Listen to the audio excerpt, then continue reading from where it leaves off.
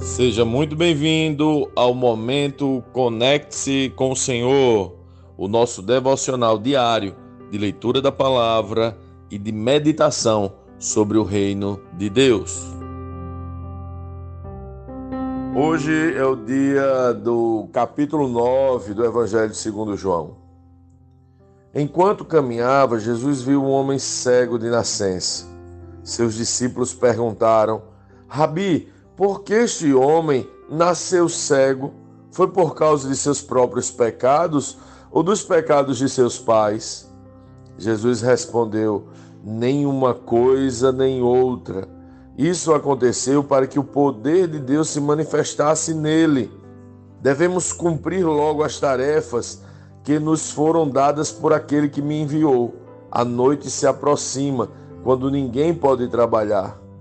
Mas enquanto estou aqui no mundo, eu sou a luz do mundo. Depois de dizer isso, Jesus cuspiu no chão, misturou a terra com saliva e aplicou-a nos olhos do cego. Em seguida disse: vá lavar-se no tanque de Siloé, que significa enviado. O homem foi, lavou-se e voltou enxergando. Seus vizinhos e outros que o conheciam como mendigo começaram a perguntar: não é este o homem que costumava ficar sentado pedindo esmolas? Alguns diziam que sim, e outros diziam: não, apenas se parece com ele. O mendigo, porém, insistia: sim, sou eu mesmo. Quem curou você? Perguntaram eles. O que aconteceu? Ele respondeu: o homem chamado Jesus misturou terra com saliva, colocou-a em meus olhos e disse: vá lavar-se no tanque de Siloé. Eu fui e me lavei e agora posso ver. Onde está este homem? Perguntaram. Não sei, respondeu ele. Então levaram aos fariseus o homem que havia sido cego, pois foi no sábado que Jesus misturou terra com saliva e o curou.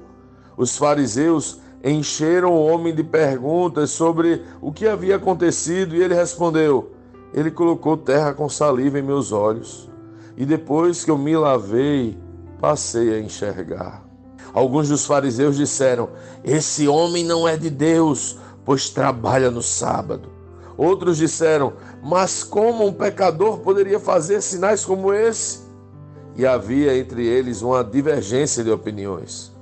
Os fariseus voltaram a perguntar ao homem que havia sido cego: o que você diz desse homem que o curou?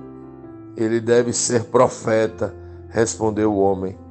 Os líderes judeus se recusavam a crer que ele havia sido cego e estava curado. Por isso, mandaram chamar os seus pais e perguntaram: ele é seu filho? Ele nasceu cego? Se foi, como pode ver agora? Os pais responderam: sabemos que ele é nosso filho e que nasceu cego, mas não sabemos como pode ver agora, nem quem o curou. Ele tem idade suficiente para falar por si mesmo. Perguntem a ele. Seus pais disseram isso por medo dos líderes judeus, pois estes haviam anunciado que, se alguém dissesse que Jesus era o Cristo, seria expulso da sinagoga. Por isso disseram: ele tem idade suficiente. Perguntem a ele. Então, pela segunda vez, chamaram o homem que havia sido cego e lhe disseram: Deus é quem deve receber glória por aquilo que aconteceu, pois sabemos que esse Jesus é pecador. Não sei se ele é pecador, respondeu o homem, mas uma coisa eu sei: eu era cego e agora vejo. Mas o que ele fez? Perguntaram. Como ele o curou? Eu já lhes disse, exclamou o homem. Vocês não ouviram? Por que querem ouvir outra vez? Por acaso também querem se tornar discípulos dele? Então eles os insultaram e disseram: você é discípulo dele, mas nós somos discípulos de Moisés. Sabemos que Deus falou a Moisés, mas nem sabemos de onde vem esse homem. Que coisa estranha, respondeu o homem. Ele curou meus olhos e vocês não sabem de onde ele vem? Sabemos que Deus não atende pecadores, mas está pronto a ouvir aqueles que o adoram e fazem sua vontade. Desde o princípio do mundo, ninguém foi capaz de abrir os olhos de um cego de nascença. Se esse homem não fosse de Deus, não teria conseguido fazê-lo. Você nasceu inteiramente pecador, disseram eles, e quer ensinar a nós? Então o expulsaram da sinagoga.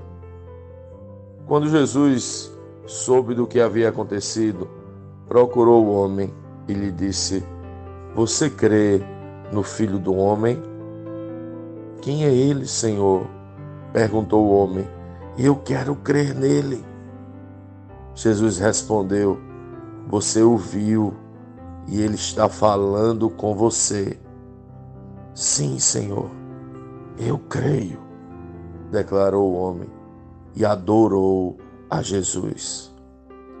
Então Jesus disse: Eu vim a este mundo para julgar, para dar visão aos cegos e para fazer que os que veem se tornem cegos. Alguns fariseus que estavam por perto ouviram e perguntaram: Você está dizendo que nós somos cegos? Se vocês fossem cegos, não seriam culpados, respondeu Jesus. Mas a culpa de vocês permanece, pois afirmam que podem ver. Lendo este capítulo de hoje, nós precisamos responder: como Cristo lê esse texto? O que aprendemos nele? E que aplicações práticas esse texto deve trazer para as nossas vidas?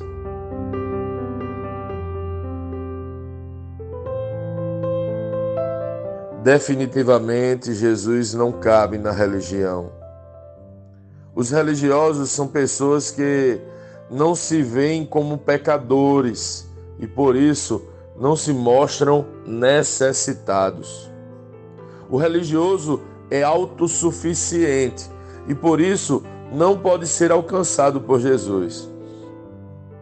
É interessante perceber que, por este prisma, alguém que pode ser um religioso pode nem frequentar religião alguma, pois sua percepção de autossuficiência vai guiar seus próprios caminhos. Às vezes o religioso é alguém que vive guiado pelo seu histórico acadêmico exemplar, pela sua carreira de sucesso, por suas tradições familiares, pela exaltação do seu próprio corpo ou pela busca incessante de prazer. Às vezes a religião das pessoas são estas. Elas se veem autossuficientes de alguma forma e vivem para este algo. Às vezes a religião de alguém é a religião mesmo. Seja ela qual for, um conjunto de regras que ela acredita que podem testificar sua superioridade, sua santidade e sua suficiência. Quando alguém cai nesta última, ela fica insensível à verdade dos fatos. O cego foi curado e eles estavam preocupados com o dia da semana. Deveriam festejar porque o irmão recebeu uma grande dádiva. Deviam celebrar com a família, deviam sentar à mesa da gratidão. Mas os religiosos são seres humanos terríveis, que não têm empatia e que colocam suas regras acima da compaixão, do amor e da relação. Jesus não é religioso. Jesus não cabe na religião. Alguém colocou o cristianismo na prateleira da religião, mas Jesus não cabe nela. É por isso que Jesus diz que veio para fazer os cegos enxergar e para fazer com que os que veem se tornem cegos. Se confessarmos nossa cegueira a Ele, se nos prostrarmos diante dEle adorando, se dissermos: Jesus, estou cego, me dá da tua luz.